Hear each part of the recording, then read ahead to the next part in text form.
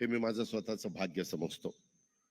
आज उपमुख्यमंत्री आमचे सहकारी एकनाथराव शिंदे साहेब आणि मी दोघंही एकाच व्यासपीठावर आहोत.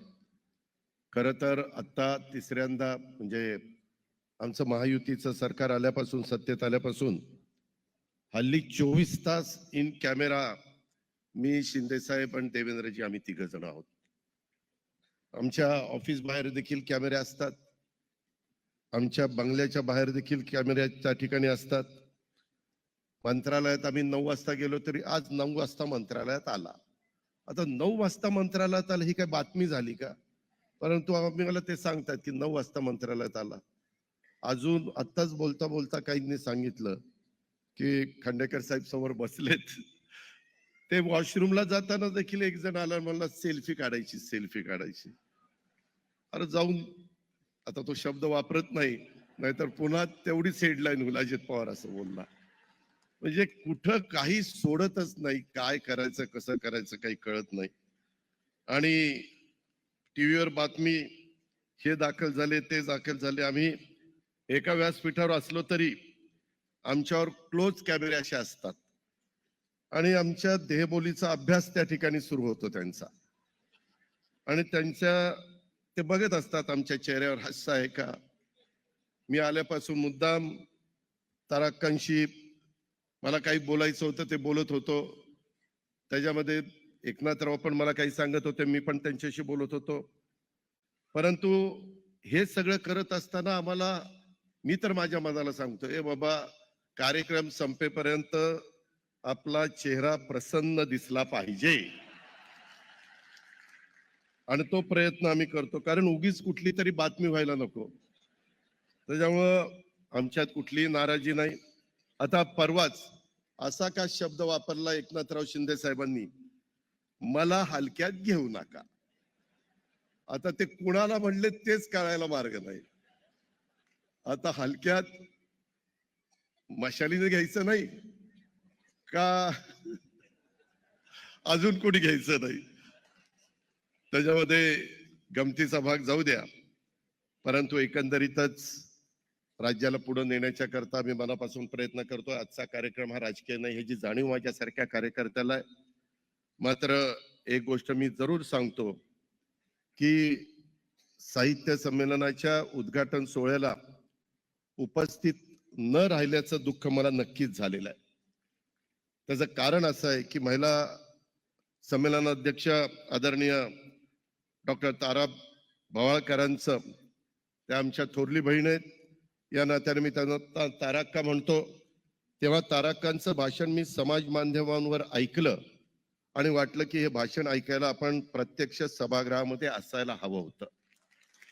त्यांचं सात्विक सोज्वळ व्यक्तिमत्व आणि सोपे सोपे अर्थपूर्ण शब्द आणि शब्दातून ऐकू येणारा मंजूळ गोड नाद खूप प्रभावित करणारा होता. आता पण मी बोलत असताना मी त्यांना विचारत होतो, तुम्ही कुठं जास्त काळ राहतात? तर त्यांनी मला सांगलीमध्ये सांगितलं, दादांच्या सांगलीमध्ये. आणि काही जुन्या थोड्याशा गोष्टीला उजाळा देण्याचा प्रयत्न त्यांनी केला. त्यांचं भाषण ज्यावेळेस आपण सगळेजण ऐकत होतो, तुम्ही तर काही जण साक्षीदार आहात, त्यांचं भाषण संपू नये असंच सगळ्यांना वाटत होतं. असं वाटलं की त्यांचं भाषण ऐकून साक्षात देवी सरस्वती आपलं मयुरासन सोडून त्यांच्या स्वागताला पुढे आली असेल आणि म्हणाली असेल की तुझ्या भाषणाने मी प्रसन्न झाली आहे. आजपासून तुला आणि तुझ्या गोड मराठीला माझ्या दरबारात कायमच पहिलं स्थान राहील आणि ते पहिलं स्थान मी देते. त्यांचं भाषण ऐकून काही ओळी या निमित्तानं मला आठवलेल्या आहेत. अफाटची शब्दधन, गोड नाद सुखकारी, अग्रमान आहे जिला, शारदेच्या दरबारी माझी माय मराठी. सूर सच्चा असला पाहिजे की शब्द भाषेची अडचण येत नाही, आशय भावना सहजच समोरच्या हृदयामध्ये पोचतात. माननीय पंतप्रधान यामुळेच प्रभावित झाले आणि म्हणाले फार छान. आणि हे ऐकून मराठी भाषा उदार आहे असं म्हणणाऱ्या आमच्या ताराक्का लगेच तिथं म्हणाल्या. त्यांची समयसूचकता कशी, मने भी गुजराती आवडे छे, भाषा मन जोडून गेली. हे सहजालगीच कुणाला सुचत नाही, परंतु पंतप्रधानांनी एखादा शब्द वापरला आणि लगेच त्याला रिॲक्शन जी दिली जाते आणि ती बरोबर त्या गोष्टीला साधेल अशी असते. आणि ह्याच्यामुळे ह्या मन जोडण्याच्या स्वभावामुळे असेल त्यांच्या अध्यक्षतेखाली होणाऱ्या या संमेलनामध्ये वाद नाराजी नाट्य झालं नाही. मी आत्ताहीच त्यांना विचारत होतो की अक्का काही तराक्का काही झालं का. ते मला म्हणले मला तर कुठलं काही कानावर आलेलं नाहीये. अत्यंत चांगल्या वातावरणात हे संमेलन पार पडताय.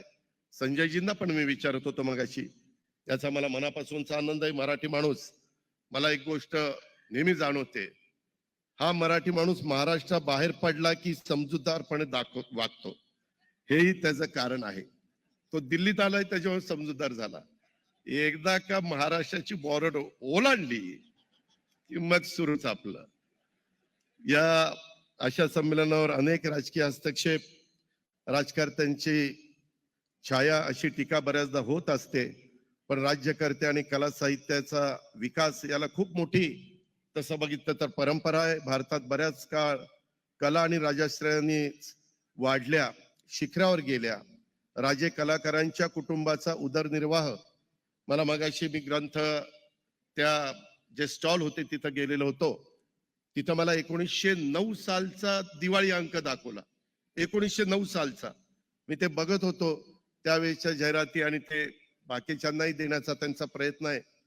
परंतु राजे कलाकारांच्या कुटुंबाचा उदरनिर्वाह त्या काळामध्ये असायचे. चरितार्थ यांची सर्व काळजी त्या काळामध्ये राजे लोक घ्यायचे. आणि त्यामुळं कलाकारांनाही कला साधनेसाठी, कलेचा आनंद घेण्यासाठी मुबलक काळ हाताशी त्या ठिकाणी होता. अर्थात यात एक होतं की एवढं सर्व करून राजा कलाकारांना गुलाम न समजता सन्मानाने वागवत होता. आणि कलाकारही राजाच्या मर्जीप्रमाणे न वागता स्वतंत्रपणे आपल्या कलेचा आनंद घेत होता. गायन कला, नृत्य कला, शिल्पकला, साहित्य अशा सर्व क्षेत्रातली भरभराट ही त्या काळातली आहे. आम्हा राज्यकर्त्यांची हीच भूमिका आहे, ज्याचा उल्लेख मगाशी उदयनी आपल्या भाषणामध्ये केला. आम्ही या संमेलनांना आर्थिक वा इतर मदत करतो ती उपकार म्हणून करत नाही. साहित्यिकांनाही सन्मानाने, स्वाभिमानाने हवं तसं लिखाण, साहित्य निर्मिती करावी अशीच आमची इच्छा असते.